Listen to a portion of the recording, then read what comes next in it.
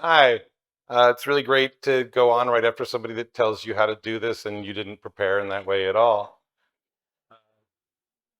But I did wear the coolest freaking jacket on the planet. So, I mean, I could just stand here for 10 minutes and be like, this is made by Manuel Cuevas, who is one of my great heroes of American design and craft. Manuel Cuevas, every single country western star who was ever worth the damn had to go to Manuel's shop before they got on stage at the Opry.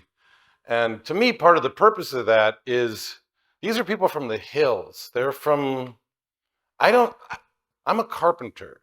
I work all day in job sites. I get covered in dirt and blood and grease and stuff. And I, this is my first public presentation ever. I've never spoken in public before. Um, so I was like, if I'm going to go talk in public, I'm going to go talk in public, you know? So here I am talking in public. It's very nice to meet all y'all. You seem very friendly.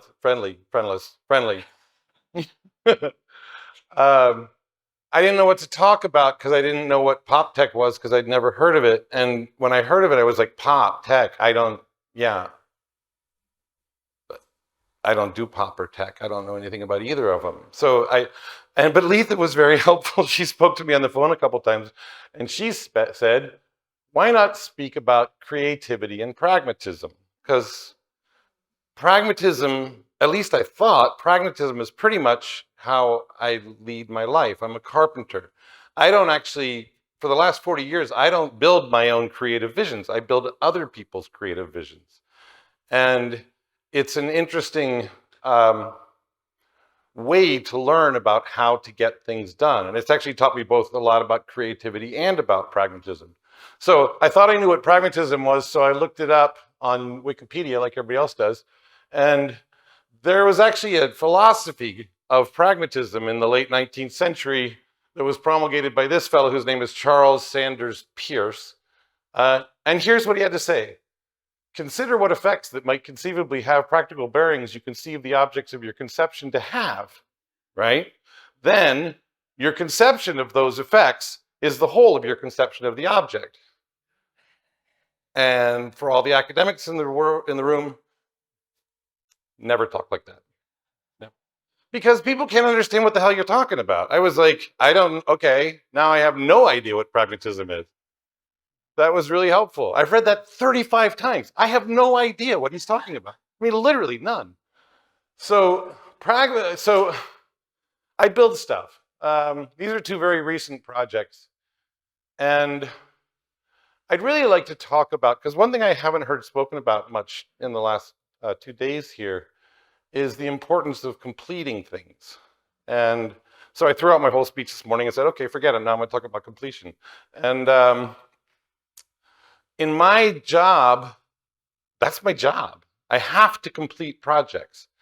And these days, most of the architectural drawings I get, I work in New York City for very rich people, and most of the drawings I get these days are absurd. They're ill-conceived. A lot of them have things that are dangerous in them or illegal or really stupid, just stupid. And it's interesting because 25 years ago, I used to work with a lot of blueprints for a lot of architects who really knew their stuff. And I really admired those people. I can name them. I mean, they drew beautifully and they drew by hand. And we actually got blueprints. They were really cool. I loved them. And I was like, oh, that's what a blueprint is. And they were very well thought out.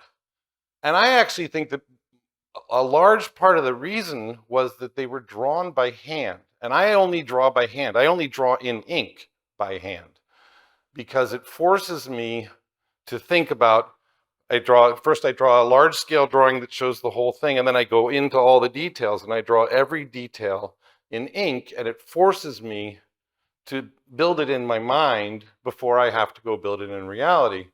So if you look at these, my job is to take, I mean, this staircase on the left, if anybody had ever tried, I wrote about it in my book, if you ever tried to carry piano up that staircase, everybody would have died. They would all die. And that was the way it was drawn.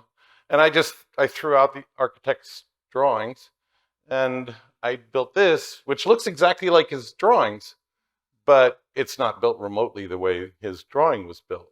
And that's what I do. And to me, completion means two different things.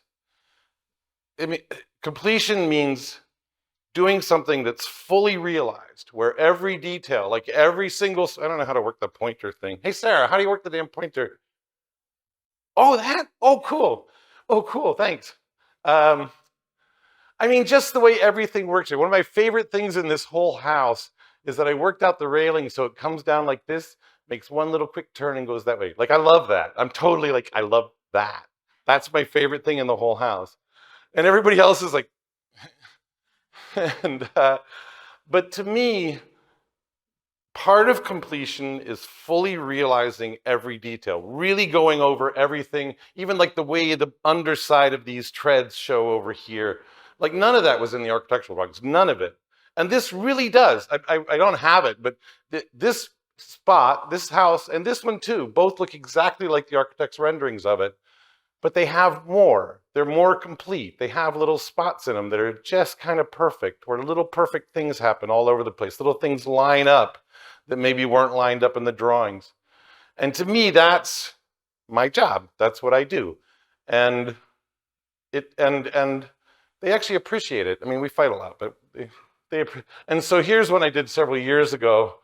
This is a staircase that was just psychotically impossible. I mean, it was like, this little ribbon of whatever it is, it's actually wood, but it doesn't even touch the wall. This entire staircase just holds on to a little 4-inch ledge right there. You can tell I'm feeding back. And it was just impossible. And that's what I do. I build things that are absurd, and why would you want this? And I never build the same thing twice. And a lot of times on some projects, I did a project, this is from 5 years ago. This project it was a 2.5-year project, $42 million for a single family. In case any of you are thinking of coming to New York, $42 million for a single family. It's 4 stories tall, 20,000 square feet. So, you know, homey. And this job had 50 different assemblies on it that I'd never built before. You know, this is a weird, like this is actually a weird way in a medicine chest to get a wire to a television that's mounted within the mirror of the TV. I mean, I could go on. I mean, I kind of just put these in order because they're psychotic. I mean, this is to keep the dogs from going downstairs in case you have. I mean, if you have like a $200,000 dog, you want to protect it with a $20,000 gate. I mean, you know, and this is what I do. This one's here is one of my favorites. This is Crestron is the thing rich people use to turn on the lights. In case the switch was confusing to you. And the architect insisted that we put this, it's a touch screen, and the architect insisted they all be at 4 feet for aesthetic reasons. And some of us would just say stupid reasons. And I made this device so that, because the people came to their house and they're like, you know, it'd be, imagine your phone was always here and you'd be like, you know, like, what am I supposed to do? And so, at every one of these locations, there are 18 of these in the house, I made this custom little enclosure that the Crestron device sits in so that it can tilt up into what we call lectern mode. And they can turn on the lights now. So, you know, at about, let's see, with the Crestron and the thing, and it's like, that's like a $10,000 light switch. So that's what I do. And I do little things like this, tiny little things. I do big things. This actually is a 1-ton fireplace that, unfortunately, it has to be moved twice a year for them to put in the window washing apparatus. So hidden under here are railroad tracks. so that you can pull up the pavers and actually one person can just push it back very easily on railroad tracks. So that's what I do. And I'm not saying what I do makes any sense. It's kind of crazy what I do. Um, but it has taught me how to finish things, which most people find very difficult, and things come out like this. So this is the best compliment I ever got. I see my time's running out. I talk too much. This is my favorite compliment that I ever got of all time. Come from Roland the electrician, and with it, I've founded my own philosophy, which is called Pragmatism. And you might notice that the heart of Pragmatism is practice. And I work every day. I've done it for 40 years.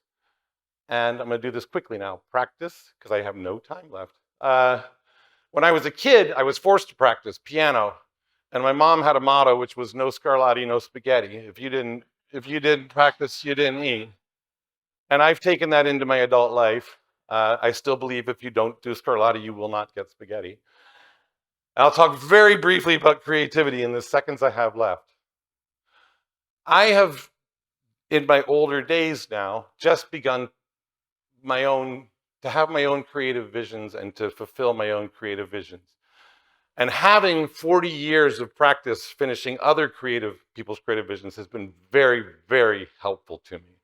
Because I know the struggle it takes you have no idea how hard it is to pull off one of those jobs. And we're almost always doing it for a psychopath. So I don't want to reference this talk about billionaires yesterday, but I spend as little time in the room with them as I can. And but that has allowed me to apply those same principles. I know how hard it is to finish things. So when I try to finish things, I know if you want to make something beautiful, you are going to work and work and work and work to get it done. And there's no other way about it. And I like to do things that inspire me. And the way I know I'm inspired, this is very specific. When I have a really beautiful, something that I consider a true vision, I can feel it. I can feel it around me. I can feel it come in through, like inspire, like come in through my nose. I can feel it fill my chest. When I'm really inspired, I can feel it beyond my fingertips and beyond my toes. And that's my criteria for, is this a genuine inspiration? And when I have a genuine inspiration, I actually feel responsible to it and compelled to do it. And that's not always fun. I mean, I wrote a book, which I didn't want to do, but I got talked into it. And then I realized it was part of a 3-part series, so I came up with the other 2 books. And then I realized walking down the street that there was actually another book I wanted to write. So, and that's the actual title of it. That's the book I'm writing now. And this is a project. Some projects come really complete. This one, I've been working on this project for 12 years.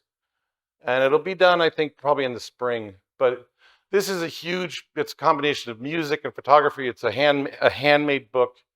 And I've been at this for 12 years. And it didn't come fully formed. It came, it's hard. I mean, how do I explain 12 years? It came in snippets and little ideas, and it's assembled itself. And it's one of the most beautiful things I've ever done. And it's not done yet. And I'm like dying to complete it. Completion is a thing, I'm telling you. If you don't ever, so inspiration can be a burden. I want people to know that. It's like, if you want to do something beautiful, it's a slog. There's going to be a slog. There's going to be times when you don't want to do it, but I don't care because it's an inspiration. So really, the one thing I want to say that to me, inspiration is a bit like living in a magical world, and I have no idea where it's going to go. None of this. I mean, I don't even know why I'm here. If you talked to me 5 years ago and they were like, "Oh, you're going to go talk at PopTech," I'd be like, "Let me go out and have another cigarette." I mean, like, I don't know. And I don't know where it's going to go. And that's fine. I'm not afraid of it. I mean, I'm not afraid to talk to all you. All you seem lovely. So that's me. Uh,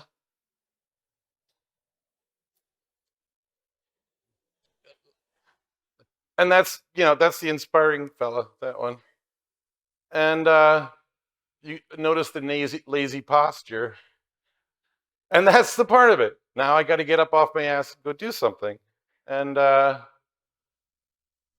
so to me, my talk about creativity and pragmatism is really more about practice, daily practice, and a belief in the magic of it. I truly believe in magic. People call me nuts all the time. I don't care. Call me nuts. I am a little. Like, look what I wear. So these are the two things I have finished. This is my book, and this is my stereophonic record for your listening enjoyment. And I have now finished two things. Two. And there's more on the way.